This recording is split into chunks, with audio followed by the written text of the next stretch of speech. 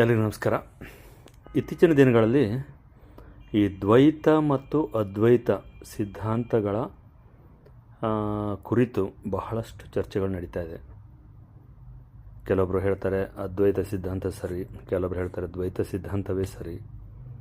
ಆದರೆ ನನಗನಿಸಿದಂತೆ ಈ ಎರಡೂ ಸಿದ್ಧಾಂತಗಳ ಸರಿಯಾದ ಅರ್ಥವನ್ನು ಮಾಡಿಕೊಂಡು ತಮ್ಮ ಜೀವನದಲ್ಲಿ ಅದನ್ನು ಅಳವಡಿಸಿಕೊಂಡು ಬದುಕುವ ಮಂದಿ ಎಷ್ಟಿದ್ದಾರೆ. ಈ ಹಿಂದೂ ಧರ್ಮ ಅನ್ನೋದು ಒಂದು ದಿನ ತಯಾರಾಗಿದ್ದಲ್ಲ. ಅದು ಎಷ್ಟೋ ಸಹಸ್ರ ವರ್ಷಗಳ ಒಂದು ವಿಚಾರದ ಆಧಾರದ ಮೇಲೆ ನಿಂತಹ ಒಂದು ಧರ್ಮ. ಕೆಲವೊಬ್ಬರು ಇದು ಧರ್ಮನೇ ಅಲ್ಲ ಅಂತ ಹೇಳ್ತಾರೆ. ಅಂದರೆ ಯಾವುದೇ ಒಂದು ವ್ಯಕ್ತಿಯಿಂದ ಸ್ಥಾಪನೆ ಆದದ್ದಲ್ಲ, ಹಾಗಾಗಿ ಇದನ್ನು ಧರ್ಮ ಅಂತ ಕರೀಲಿಕ್ಕೆ ಆಗಲ್ಲ ಅಂತ. ಅದೇನೇ ಇರಲಿ, ಆದರೂ ಈ ಹಿಂದೂ ಧರ್ಮದ ಮೂಲ ಎಲ್ಲವೂ ಕೂಡ ವೇದಗಳ ಒಂದು ಆಧಾರದ ಮೇಲೆ ನಿಂತಿದೆ ಅಂತ ಎಲ್ಲರೂ ಒಪ್ತಾರೆ. ಅದು ಕೂಡ ಒಂದು ಸಂದರ್ಭದಲ್ಲಿ ಒಂದು ಬುಕ್ ರಿಲೀಸ್ ಪ್ರೋಗ್ರಾಮ್ ಮಾಡಿದ್ದಲ್ಲ. ಅವರವರ ವಿಚಾರಗಳಿಗೆ ತಕ್ಕಂತೆ ಅವರು ಬರಿತಾ ಹೋದರು. ಅದೇ ಒಂದು ಅದನ್ನೆಲ್ಲ ಕಂಪೈಲ್ ಮಾಡಿದಾಗ ಹಲವು ಸಹಸ್ರಾರು ವರ್ಷಗಳ ಒಂದು ವಿಚಾರವಂತರ ವಿಚಾರಗಳನ್ನು ಒಂದು ಕಂಪೈಲ್ ಮಾಡಿದಾಗ ಉಂಟಾದಂತಹ ಒಂದು ಗ್ರಂಥವೇ ವೇದ. ನಾವು ವೇದಕ್ಕೆ ಬಂದಾಗ ಒಬ್ಬ ವ್ಯಕ್ತಿಯಿಂದ ಆಯಿತು ಅಥವಾ ಅಪೌರುಷಯ ಅಂದರೆ ಯಾವೊಂದು ವ್ಯಕ್ತಿಯಿಂದ ಆಗಿದ್ದಲ್ಲ ಅಂತ ಅದರಲ್ಲೂ ಕೂಡ ಡಿಬೇಟ್ ಇರುತ್ತೆ. ಅದೇನೇ ಇರಲಿ, ಆದರೂ ಕೂಡ ಈ ಹಿಂದೂ ಧರ್ಮದಲ್ಲಿ ಈ ವೇದಗಳ ಉಪನಿಷತ್ತುಗಳ ಒಂದು ಪ್ರಭಾವ ಇದ್ದೇ ಇದೆ. ಹಾಗೆ ಕೆಲವೊಂದು ವಿಷಯಗಳನ್ನು ನಾನು ಸ್ಟಡಿ ಮಾಡ್ತಾ ಹಾಗೂ ನನ್ನ ಒಂದು ಸ್ವಂತ ವಿಚಾರವನ್ನು ಇದರಲ್ಲಿ ಅಳವಡಿಸ್ತಾ ಹೋದಾಗ ನನಗನ್ನಿಸಿದ್ದು, ನಮ್ಮ ಸಂಪ್ರದಾಯ, ನಮ್ಮ ಹಿಂದೂ ಧರ್ಮ ಏನಿದೆ ಅದು ಹಲವಾರು ವಿಚಾರಗಳ ಒಂದು ಸಾರ, ಹಲವಾರು ವಿಚಾರಗಳು ಅದರಲ್ಲಿ ಅಡಕವಾಗಿದೆ. ನಿನಗೆ ಬೇಕಾದದ್ದನ್ನು ನೀನು ತೆಗೆದುಕೋ. ನಿನಗೆ ದ್ವೈತ ಸಿದ್ಧಾಂತ ಇಷ್ಟ ಆದರೆ ಅದನ್ನು ಒಪ್ಕೋ, ನಿನಗೆ ಅದ್ವೈತ ಇಷ್ಟವಾದರೆ ಅದನ್ನು ಒಪ್ಕೋ. ನೀನು ನಾಸ್ತಿಕನಾಗಿ ಬದುಕ್ತೀಯ ಅಂದರೆ ಅದೂ ಸಹ ನಿಮಗೆ ಇಲ್ಲಿ ಅಲೌಡ್ ಇದೆ. ಅಥವಾ ನೀವು ಒಂದು ಗುರು ಪರಂಪರೆಯನ್ನು ನೆಚ್ಕೊಂಡು ಹೋಗ್ತೀರೋ ಅಥವಾ ದೇವರ ಜೊತೆ ಡೈರೆಕ್ಟ್ ಸಂಬಂಧ ಇಟ್ಕೋತೀರೋ, ಎಲ್ಲದಕ್ಕೂ ಕೂಡ ಒಂದು ಅವಕಾಶ ಇದೆ. ಅದು ನಮ್ಮ ಒಂದು ಹಿಂದೂ ಧರ್ಮದ ಒಂದು ಮಹತ್ವ ಅಂತ ಹೇಳ್ಬೋದು. ಮತ್ತು ಈ ರೀತಿಯ ಲಿಬರಲ್ ಥಿಂಕಿಂಗ್ ಇರೋ ಒಂದು ಧರ್ಮ ಅಂದರೆ ಮತ್ತೆ ಯಾವುದು ನಿಮಗೆ ಸಿಗಲಿಕ್ಕಿಲ್ಲ. ಬಹುಶಃ ಬೇರೆ ಎಲ್ಲ ಧರ್ಮದಲ್ಲೂ ಧರ್ಮಗ್ರಂಥಗಳನ್ನು ಹೇಳಿದ್ದು ನೀವು ಒಪ್ಕೊಳ್ಳೇಬೇಕು. ಆಮೇಲೆ ನಿಮ್ಮ ಸ್ವಂತ ವಿಚಾರಗಳನ್ನು ಅಲ್ಲಿ ತುರುಗಿಸ್ಲಿಕ್ಕೆ ಯಾವುದೇ ಒಂದು ಆಧಾರ ಅಥವಾ ಒಂದು ಸಪೋರ್ಟ್ ಇರಲ್ಲ ನಿಮಗೆ. ಆದರೆ ನಮ್ಮ ಧರ್ಮಕ್ಕೆ ಬಂದಾಗ, ಹಿಂದೂ ಧರ್ಮಕ್ಕೆ ಬಂದಾಗ, ಇಲ್ಲಿ ನೀನು ಬೇರೆಯವರ ವಿಚಾರವನ್ನು ಒಪ್ಪಬೇಕಂತ ಯಾವುದೇ ಒಂದು ಕಟ್ಟಳೆ ಅಥವಾ ಕಾನೂನು ಇಲ್ಲ. ಎರಡನೇದಾಗಿ, ಇಲ್ಲಿ ನೀನೇ ವಾದ ಮಾಡೋದು ಸರಿ ಅಂತ ಹೇಳಲಿಕ್ಕೂ ಆಗಲ್ಲ. ಯಾಕಂದರೆ ಈ ಧರ್ಮ ಇರೋದೇ ಹಾಗೆ. ಅಂದರೆ ಕೆಲವೊಂದು ಕಾನ್ಸೆಪ್ಟ್ಗಳು, ಕೆಲವೊಂದು ಥಿಯರಿಗಳು, ಕೆಲವೊಂದು ಸಿದ್ಧಾಂತಗಳು, ಇವುಗಳನ್ನೆಲ್ಲ ಅವಲಂಬಿಸಿಕೊಂಡು ಈ ಒಂದು ಧರ್ಮ ಆಗಿದೆ. ಈಗ ದ್ವೈತ ಮತ್ತು ಅದ್ವೈತ ಎಷ್ಟು ಜನರಿಗೆ ಅರ್ಥ ಆಗಿದೆ? ನಾವು ಎಷ್ಟೊಂದು ಕೇಳ್ತೀವಿ. ಆದರೂ ಕೂಡ ಸಾಮಾನ್ಯ ಜನರಲ್ಲಿ ಬಹುಶಃ ನನಗನ್ನಿಸಿದಂಗೆ ಒಂದು 2 to 3% ಜನರು ಮಾತ್ರ ಅದನ್ನು ಸರಿಯಾಗಿ ಅರ್ಥ ಮಾಡ್ಕೊಂಡಿದ್ದಾರೆ. ಅಂದರೆ ಈಗ ಅದ್ವೈತ ಸಿದ್ಧಾಂತ ಶಂಕರಾಚಾರ್ಯರು ಏನು ಅದು ಮೊದಲಿಂದನೇ ಇತ್ತು. ಶಂಕರಾಚಾರ್ಯರು ಅದರ ಬಗ್ಗೆ ಜಾಸ್ತಿ ವಿಚಾರ ಮಾಡಿ, ಹೌದು, ಒಂದು ಬ್ರಹ್ಮನ್ ತತ್ವ ಇದೆ, ಈ ಒಂದು ಜಗತ್ತೆಲ್ಲವೂ ಕೂಡ ಒಂದು ಆ ಬ್ರಹ್ಮನ್ ತತ್ವದ ಆಧಾರದ ಮೇಲೆಯೇ ಅದರ ಒಂದು ಭಾಗವಾಗಿಯೇ ಎಸ್ಟಾಬ್ಲಿಷ್ ಆಗಿದೆ ಅನ್ನೋದನ್ನು ಪ್ರತಿಪಾದನೆ ಮಾಡೋದ್ರಿಂದ ಅದು ಅದ್ವೈತ ಸಿದ್ಧಾಂತ ಅಂತ ಆಯಿತು. ಅಂದರೆ ನಾನು ಈ ನನ್ನ ಆತ್ಮ ಮತ್ತು ಪರಮಾತ್ಮನ ಅಥವಾ ಬ್ರಹ್ಮನ್ ತತ್ವ ಏನು ನಾವು ಹೇಳ್ತೀವಿ, ಆ ತತ್ವದ ಒಂದು ಭಾಗವೇ ಆಗಿದೆ ಎನ್ನುವುದು ಅದ್ವೈತ ಸಿದ್ಧಾಂತ. ಆದರೆ ದ್ವೈತ ಸಿದ್ಧಾಂತಕ್ಕೆ ಬಂದಾಗ ಅದು ಸುಮಾರು ಶಂಕರಾಚಾರ್ಯರ ನಂತರ 500 ವರ್ಷಗಳ ನಂತರ ಮಧ್ವಾಚಾರ್ಯರಿಂದ ಪ್ರಚಲಿತವಾಯಿತು. ಜಾಸ್ತಿ ಅದರ ಬಗ್ಗೆ ಇಂಪಾರ್ಟೆನ್ಸ್ ಕೊಡಲಿಕ್ಕೆ ಶುರು ಮಾಡಿದ್ರು. ಅದು ಕೂಡ ಆ ಸಿದ್ಧಾಂತವು ಕೂಡ ಮೊದಲೇ ಇತ್ತು, ಜನ ಅದನ್ನು ಅರ್ಥ ಮಾಡ್ಕೊಂಡಿಲ್ಲ. ಈಗ ದೇವರು ಬೇರೆ, ನಾನೇ ಬೇರೆ, ಅಥವಾ ಒಂದು ವಸ್ತು ಬೇರೆ, ನಾನೇ ಬೇರೆ, ಈ ರೀತಿ ದ್ವೈತ ಅಂದರೆ ನನ್ನ ಅಸ್ತಿತ್ವನೇ ಬೇರೆ, ಆ ದೇವರ ಅಸ್ತಿತ್ವನೇ ಬೇರೆ. ಓಕೆ, ಬ್ರಹ್ಮನ್ ತತ್ವ ಅಲ್ಟಿಮೇಟ್ಲಿ ನಾನು ಮತ್ತು ಬ್ರಹ್ಮನ್ ತತ್ವದಲ್ಲಿ ಒಂದಾಗಬೇಕು ಅನ್ನುವುದು ಎಲ್ಲ ಧರ್ಮಗಳ ಒಂದು, ಎಲ್ಲ ಸಿದ್ಧಾಂತಗಳ ಒಂದು ultimate goal of human life ಅಂತ ಅಂದ್ಕೊಂಡ್ರೆ ಅದು ಮುಕ್ತಿ, ಅಥವಾ ಕೊನೆಯಲ್ಲಿ ಅಲ್ಲೇ ಸೇರಬೇಕು ಅಂತ ಎಲ್ಲರೂ ವಿಚಾರ ಮಾಡ್ತಾರೆ. That is different. ಆದರೆ ಈ ದ್ವೈತ ಸಿದ್ಧಾಂತಕ್ಕೆ ಬಂದಾಗ ಒಂದು ಬ್ರಹ್ಮನ್ ತತ್ವ ಇದೆ, ಇದು ಇನ್ನೊಂದಿದೆ, ಅದು ನಮ್ಮ ಆತ್ಮನ್ ಅಥವಾ ಈ ಒಂದು ತತ್ವಗಳೇನಿದೆ ಆತ್ಮನ್ ಅನ್ನೋದೊಂದಿದೆ, ಅದು ಸಪ್ರೇಟ್. ಹಾಗಾಗಿ ಒಬ್ಬ, ನಾವೇ ಸಿಂಪಲ್ ವರ್ಡಲ್ಲಿ ಹೇಳಬೇಕು ಅಂದರೆ ಈ ಜಗತ್ತನ್ನು ನೋಡ್ಕೊಳ್ಳಿಕ್ಕೆ ಒಬ್ಬ ಇದ್ದಾನೆ, ಅವನನ್ನು ದೇವರಂತ ಹೇಳ್ತೀವಿ. ನಾವು ಆತ್ಮಗಳು, ನಾವು ಸಪ್ರೇಟು, ನಾವೆರಡು ಒಂದೇ ಅಂತ ಹೇಳಲಿಕ್ಕಾಗಲ್ಲ, ಮತ್ತು ಇದು ಸತ್ಯ ಅಂತ ಅವ್ರು ಹೇಳ್ತಾರೆ. ಅದೇ ಅದ್ವೈತ ಸಿದ್ಧಾಂತದಲ್ಲಿ ಜಗತ್ತೆಲ್ಲವೂ ಮಿಥ್ಯ ಅಂತ ಹೇಳ್ತಾರೆ. ಅಂದರೆ ಏನು ಅದರ ಅರ್ಥ? ನಮ್ಮ ಏನು ಈ ಸೋಲ್ ಅಥವಾ ನಮ್ಮ ಒಂದು ಆತ್ಮನ್ ಅನ್ನುವ ಒಂದು ಕಾನ್ಸೆಪ್ಟ್ ಇದೆ, ಅದು ಬ್ರಹ್ಮನ್ ತತ್ವದಲ್ಲಿಯ ಒಂದು ಭಾಗ ಅಂತ ನಾವು ಅದರ ಒಂದು ಭಾಗವೇ ಆಗಿದೆ ಅಂತ ವಿಚಾರ ಮಾಡಿದಾಗ ನಮಗೆ ಅದು ಏನು ಸಪ್ರೇಟಾಗಿ ನಾವು ಮಾಡಿಕೊಂಡಂತಹ ಒಂದು ಎಂಟಿಟಿ ಅಲ್ಲ, ಅದರದ್ದು ಒಂದೇ ಭಾಗ ಆಗಿದೆ. ಹಾಗಾಗಿ ಈ ನಾವೆಲ್ಲ ಇಲ್ಲಿ ನೋಡ್ತಾ ಇರೋದೆಲ್ಲವೂ ಕೂಡ ಒಂದು ಮಿಥ್ಯ, ಅದು ಆ ಬ್ರಹ್ಮನ್ ತತ್ವದ ಅಲ್ಟಿಮೇಟ್ ತತ್ವದ ಒಂದು ಭಾಗವೇ ಆಗಿದೆ ಅನ್ನುವ ಒಂದು ಕಾನ್ಸೆಪ್ಟಲ್ಲಿ ಅವರು ಹೇಳ್ತಾರೆ. ಸೊ ಹಾಗಾಗಿ ಇನ್ನು ವಿಶಿಷ್ಟಾದ್ವೈತ ಬೇರೆ ಬೇರೆ ಸಿದ್ಧಾಂತಗಳಿದ್ದಾವೆ, ಸಾವಿರಾರು ಸಿದ್ಧಾಂತಗಳಿದ್ದಾವೆ.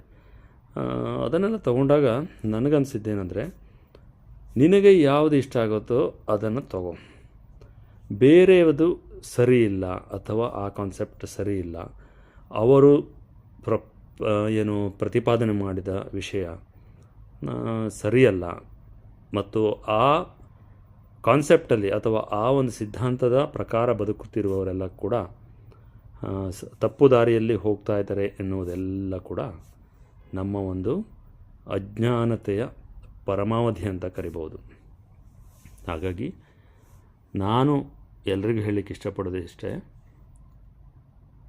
ಹಿಂದೂ ಧರ್ಮ ಅನ್ನೋದು ಹಲವಾರು ಸಿದ್ಧಾಂತಗಳ ಒಂದು ಕಾಂಬಿನೇಷನ್, ಅದರಲ್ಲಿ ವರ್ಕ್ ಆಗ್ತಾ ಇರುತ್ತೆ.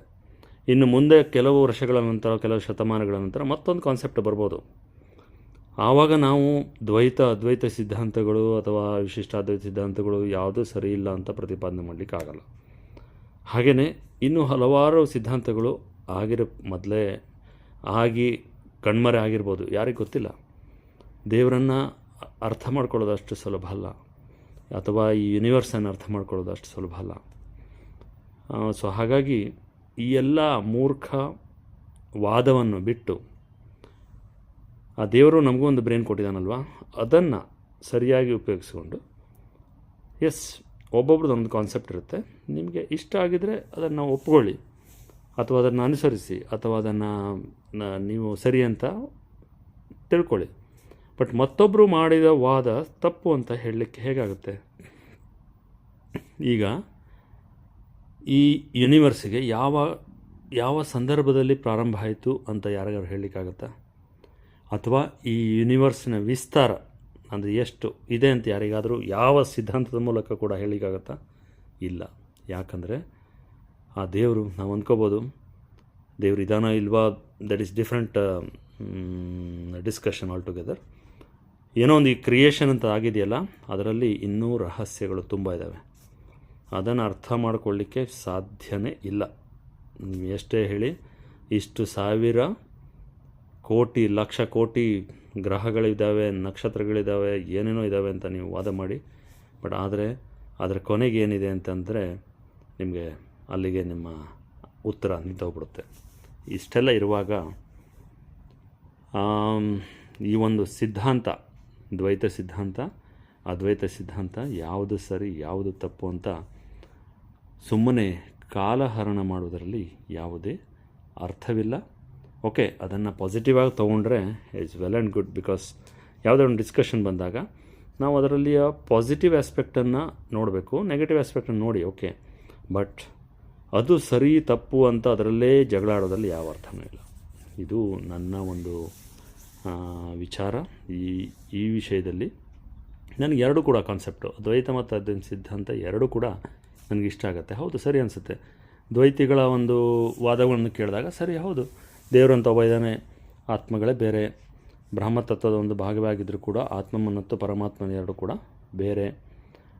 ಈ ಜಗತ್ತನ್ನು ನೋಡ್ಕೊಳ್ಳೋನು ಏನೋ ವಿಷ್ಣುನ ಹೇಳ್ತಿರೋ, ಶಿವ ಹೇಳ್ತಿರೋ ಒಂದು ಶಕ್ತಿ ಇದೆ, ಆಮೇಲೆ ನಾವೇ ಬೇರೆ, ಈ ರೀತಿಯ ಏನೇನೋ ಒಂದೊಂದು ವಿಚಾರಗಳು ಬರ್ತವೆ. ಸರಿ, ಅದೇ ರೀತಿ ಅದ್ವೈತಕ್ಕೆ ಹೋದರೆ ಹೌದು, ನೀವು ಯಾವಾಗ ಹುಟ್ಟಿದ್ದೀವಿ, ನಾವು ಆತ್ಮ ಅನ್ನೋದು ಎಲ್ಲಿಂದ ಬಂತು, ಅದು ಒಂದು ಆ ಬ್ರಹ್ಮದ ಒಂದು ಆ ಶಕ್ತಿಯ ಒಂದು ಭಾಗವಾಗಿ ಹುಟ್ಟಿತೋ ಅಥವಾ ಬೇರೆ ಆಯಿತೋ, ಇದೆಲ್ಲ ಕೂಡ ಒಂದು ವಿಚಾರಕ್ಕೆ ಬಂದಾಗ ನಾವು ಕೆಲವೊಂದು ವಿಷಯಗಳು ನಮಗೆ ಎಲ್ಲರದು ವಿಚಾರದ ಒಂದು ಮಟ್ಟ ಒಂದೇ ರೀತಿ ಇರಲ್ಲ.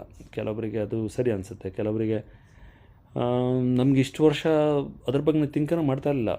ಅದ್ವೈತ ಏನಿಲ್ಲ, ಒಂದು ಚೆನ್ನಾಗಿ ಬದುಕೋದು ನಮಗೆ ಹೇಗೆ ಅನಿಸುತ್ತೋ. ಈಗ ದೇವಸ್ಥಾನಕ್ಕೆ ಹೋದರೆ ನಿಮಗೆ ಶಾಂತಿ ಸಿಗುತ್ತೆ ಅಂತಾದರೆ ಹೋಗಿ ಅಲ್ಲಿ ಖುಷಿಪಡಿ. ಅವನು ವಿಷ್ಣುನೋ ಶಿವನೋ ಅದೆಲ್ಲ ಯಾರಿಗೆ ಬೇಕದು. ಸೊ ಅದ್ರ ಬಿಟ್ಬಿಟ್ಟು ಸುಮ್ಮನೆ ಅವನು ವೈಷ್ಣವ, ಇವನು ನನಗೇನು ಗೊತ್ತಿಲ್ಲ, ಅದು ಏನು ವರ್ಡ್ ಯೂಸ್ ಮಾಡ್ತಾರೆ. ಬಿಕಾಸ್ ನನ್ನ ದೃಷ್ಟಿಯಲ್ಲಿ ದೇವರು ಅಂದರೆ ಒಂದು ಶಕ್ತಿ. ನೀವು ಅದು ವಿಷ್ಣು ಅಂತ ಕರಿತೀರೋ, ಶಿವ ಅಂತ ಕರಿತೀರೋ, ದಟ್ ಈಸ್ ಡಿಫ್ರೆಂಟ್. ಅದೇ ರೀತಿ ಬ್ರಹ್ಮನ್ ತತ್ವ, ಎಸ್, ಒಂದು ಇಲ್ಲಿ ಜೀವಾತ್ಮಗಳು ಇದೆ ಅಂದರೆ ಇದು ಸುಮ್ಮನೆ ಕಲ್ಲು ಮಣ್ಣಿಂದ ಆಗಿದ್ದಲ್ಲ. ಜೀವಾತ್ಮಗಳಿದೆ, ಒಂದು ವಿಚಾರ ಮಾಡುವ ಒಂದು ಶಕ್ತಿ ಇದೆ ಅಂದರೆ ಅದರಲ್ಲಿ ಯಾವುದೋ ಒಂದು ನಮ್ಮ ದೇಹದಲ್ಲಿ ಒಂದು ಶಕ್ತಿ ಇದೆ. ಆ ಶಕ್ತಿ ಎಲ್ಲಿಂದ ಬಂತು?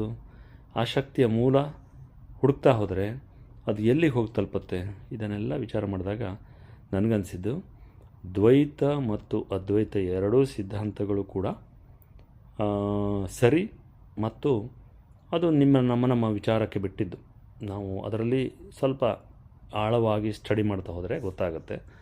ಇದರಲ್ಲಿ ಯಾರನ್ನು ಕೂಡ ದೋಷ ಮಾಡುವ ಅಥವಾ ದೂಷಣೆ ಮಾಡುವ ಒಂದು ಪ್ರಮೇಯವೇ ಬರಲ್ಲ. ಓಕೆ, ಹಾಗಾಗಿ ನಾನು ಎಲ್ಲ ತಮ್ಮ ಬಾಂಧವರಲ್ಲಿ ಹೇಳೋದೇನೆಂದರೆ, ನಮ್ಮ ಹಿಂದೂ ಸಂಸ್ಕೃತಿಯಲ್ಲಿ ಅಥವಾ ಹಿಂದೂ ಒಂದು ಧರ್ಮದಲ್ಲಿ ಏನು ಕಾನ್ಸೆಪ್ಟ್ಗಳಿದೆ ಅದನ್ನು ಅರ್ಥ ಮಾಡ್ಕೊಳ್ಳಿಕ್ಕೆ ಪ್ರಯತ್ನ ಮಾಡಿ. ಹಾಗೆಯೇ ಅದನ್ನು ಪಾಸಿಟಿವ್ ಆಗಿ ತಗೊಳ್ಳಿ. ಅದನ್ನು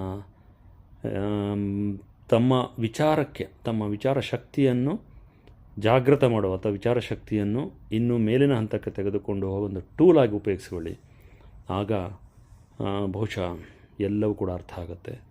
ಬಹುಶಃ ಮಂಕುತಿಮ್ಮನ ಕಗ್ಗದಲ್ಲಿ ಹೇಳಿದ ಆ ಒಂದು ಸಾಲುಗಳ ಕೆಲವೊಂದು ಅರ್ಥವನ್ನು ಮಾಡ್ಕೊಂಡ್ಬಿಟ್ರೆ ಯಾವುದು ಬೇಕಾಗಲ್ಲ ಅನಿಸುತ್ತೆ.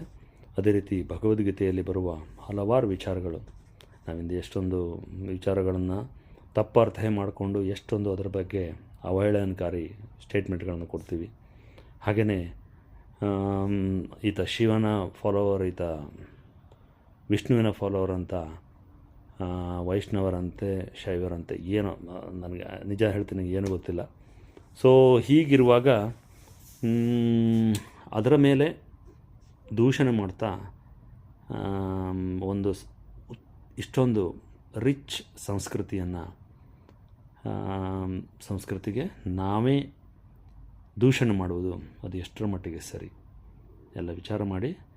ಬಹುಶಃ ಈ ದ್ವೈತ ಮತ್ತು ಅದ್ವೈತ ಸಿದ್ಧಾಂತದ ಒಂದು ಆರೋಪ ಪ್ರತ್ಯಾರೋಪಗಳಿಗೆ ಇವಾಗಲೇ ಕಡಿವಾಣ ಹಾಕಬೇಕು ಅನಿಸುತ್ತೆ.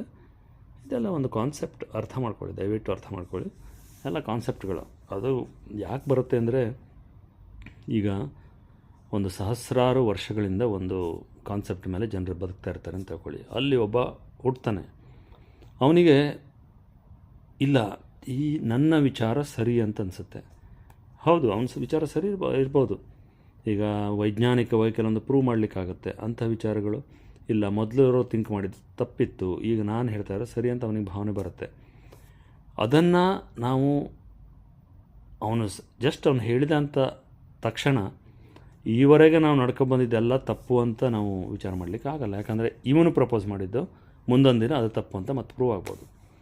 ಎಲ್ಲಿವರೆಗೆ ಮತ್ತೊಬ್ಬ ವಿಚಾರವಾದಿ ಬರ್ತಾನೆ, ಅವನು ಹೇಳ್ತಾನೆ ಇಲ್ಲಪ್ಪ ನೀನು ಹೇಳಿದ ತಪ್ಪು. ಈಗ ಉದಾಹರಣೆಗೆ ಮೊದಲು ಅದ್ವೈತ ಬಂತು ಅಂತ ತಿಳ್ಕೊಳ್ಳಿ, ಆಮೇಲೆ ದ್ವೈತ ಬಂತು ಅಂತ ತಿಳ್ಕೊಳ್ಳಿ. ನೀವು ಸ್ವಲ್ಪ ವರ್ಷ ಆದಮೇಲೆ ಇಲ್ಲ ಅದ್ವೈತವಿದ್ದಂಥ ಈ ಒಂದು ಸಿದ್ಧಾಂತ ಸರಿ ಇಲ್ಲ, ಅದ್ವೈತ ಸಿದ್ಧಾಂತವೇ ಸರಿ ಅಂತ ಒಬ್ಬನು ಹೇಳಿದ್ರೆ ಆವಾಗ ಇಲ್ಲಿ ಡೆಫಿನೆಟಾಗಿ ಇಲ್ಲಿ ಒಂದು ಅಪೋಸ್ ಮಾಡೋರು ಇರ್ತಾರೆ. ಬಟ್ ಅದೇ ನಾವು ವಿಚಾರ ಮಾಡ್ತಾ ಹೋದರೆ ಈ ರೀತಿಯಾಗಿ ಹಲವಾರು ಶತಮಾನಗಳ ನಂತರ ಬರ್ತಾ ಹೋಗುತ್ತೆ. ಇನ್ನು ಕೆಲವು ವರ್ಷಗಳ ನಂತರ ಜಗತ್ತು ಯಾವ ಡೈರೆಕ್ಷನಲ್ಲಿ ಹೋಗುತ್ತೆ ಅಂತ ಹೇಳೋಕ್ಕಾಗಲ್ಲ. ಸೊ ಹಾಗಾಗಿ ಯಾವುದು ಕೂಡ ಸರಿ, ಯಾವುದು ತಪ್ಪು, ಯಾವುದು ಸತ್ಯ, ಯಾವುದು ಅಸತ್ಯ ಅಂತ ಅಷ್ಟು ಈಸಿಯಾಗಿ ನಾವು ಒಂದು ತೀರ್ಮಾನ ಮಾಡಲಿಕ್ಕೆ ಆಗಲ್ಲ. ಹಾಗಾಗಿ ಈ ಒಂದು ವಿಷಯದಲ್ಲಿ ಎಲ್ಲರೂ ಕೂಡ ಒಂದು ವಿಚಾರ ಮಾಡಲೇಬೇಕಾದ ಒಂದು ವಿಷಯ ಏನಂದರೆ ಎಲ್ಲ ಸಿದ್ಧಾಂತಗಳು ಕೂಡ ಅವರವರ ವಿಚಾರಕ್ಕೆ ತಕ್ಕಂತೆ ಅವರು ಪ್ರಪೋಸ್ ಮಾಡಿರ್ತಾರೆ. ಅದನ್ನು ಇಷ್ಟ ಆದವರು ಫಾಲೋ ಮಾಡ್ತಾರೆ.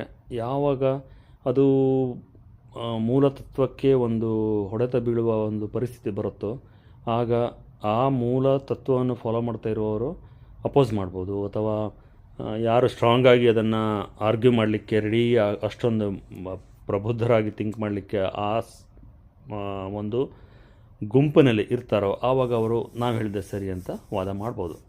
ಸೊ ಹೀಗೆ ಸಿದ್ಧಾಂತಗಳು ಒಂದು ಸಂದರ್ಭದಲ್ಲಿ ಅದು ಸರಿಯಾಗಿ ಕಂಡಾಗ ಅದೊಂದು ಸಿದ್ಧಾಂತವಾಗಿ ಮಾರ್ಪಾಡು ಆಗತ್ತೆ.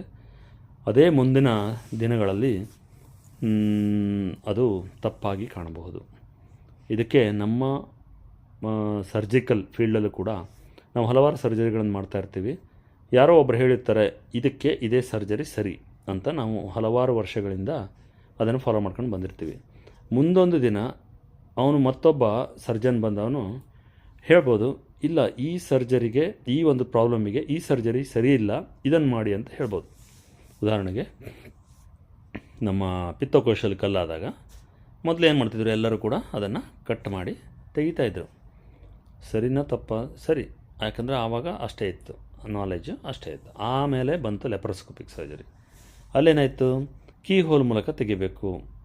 ಆ ಮೊದಲು ಕಟ್ ಮಾಡಿ ತೆಗೆಯೋದು ಅದು ಅತ್ಯಂತ ಪುರಾತನವಾದ ಮೆಥಡ್. ಹಾಗಾಗಿ ಅದು ಬೇಡ, ನಾವು ಇದನ್ನು ಲೆಪ್ರೋಸ್ಕೋಪಿಗಿಂದ ಮಾಡೋಣ ಅಂತ ಅವನು ಹೇಳ್ತಾನೆ. ಕೆಲವೊಬ್ಬರು ಏನಂತಾರೆ ಲೆಪ್ರೋಸ್ಕೋಪಿಯಲ್ಲಿ ಅದು ಅದರದ್ದು ತೊಂದರೆ ಇದೆ, ಕಾಂಪ್ಲಿಕೇಶನ್ ಜಾಸ್ತಿ, ಹಾಗಾಗಿ ಓಪನ್ ಮಾಡಬೇಕು, ಎಲ್ಲ ಸಿಚುವೇಷನಲ್ಲಿ ಮಾಡೋಕ್ಕಾಗಲ್ಲ ಅಂತ. ಹೀಗೇ ಪ್ರತಿ ವಿಷಯದಲ್ಲೂ ಕೂಡ ಕೆಲವೊಂದು ಪಾಸಿಟಿವ್ ಆಸ್ಪೆಕ್ಟ್ಸ್, ಕೆಲವೊಂದು ನೆಗೆಟಿವ್ ಆಸ್ಪೆಕ್ಟ್ಸ್ ಎಲ್ಲ ಇರುತ್ತೆ. ಹೀಗೆ ಜೀವನ ಅನ್ನೋದು ಒಂಥರ ಬದಲಾವಣೆಯನ್ನು ಇಷ್ಟಪಡ್ತಾ ಹೋಗುತ್ತೆ. ಒಂದೇ ಸರ್ಜರಿಯನ್ನು ಮತ್ತು ಒಂದೇ ಪ್ಲೇಸಲ್ಲಿ ಸರ್ಜರಿ ಮಾಡ್ತಾಯಿದ್ರೆ ನಮಗೆ ಬಹಳಷ್ಟು ಜನರಿಗೆ ಬೋರ್ ಆಗಿಬಿಡುತ್ತೆ. ಹಾಗೆಯೇ ಬೇರೆ ಬೇರೆ ಇನ್ಸ್ಟಿಟ್ಯೂಷನ್ ವರ್ಕ್ ಮಾಡಬೇಕು ಅನಿಸುತ್ತೆ, ಹೀಗೆಲ್ಲ ಇರುತ್ತೆ. ಸೊ ಅದೇ ಲೈಫ್ ಅಂತ ಅನಿಸುತ್ತೆ ನನಗೆ. ಹಾಗಾಗಿ ಎಲ್ಲ ಪ್ರತಿವಾದ ಮಾಡುವ ಎಲ್ಲರಿಗೂ ನನ್ನ ಒಂದು ಮನವಿ, ದ್ವೈತ ಮತ್ತು ಅದ್ವೈತ ಎರಡೂ ಸಿದ್ಧಾಂತಗಳು ಸರಿ ಇದ್ದಾವೆ. ಅದನ್ನು ನಿಮ್ಗೆ ಯಾವ್ದು ಬೇಕೋ ಅದನ್ನು ತಗೊಳ್ಳಿ, ಮತ್ತು ಈ ಒಂದು ವಿಷಯದ ಮೇಲೆ ಅದು ಸರಿ ಇದು ತಪ್ಪು ಅಂತ ದೋಷಾರೋಪಣೆ ಮಾಡಬೇಡಿ ಅಂತ ಹೇಳ್ತಾ ತಮ್ಮೆಲ್ಲರಿಗೂ ಒಳ್ಳೆಯದಾಗಲಿ ಅಂತ ಭಗವಂತನಲ್ಲಿ ಪ್ರಾರ್ಥಿಸ್ಕೊಳ್ತೇನೆ. ಧನ್ಯವಾದಗಳು.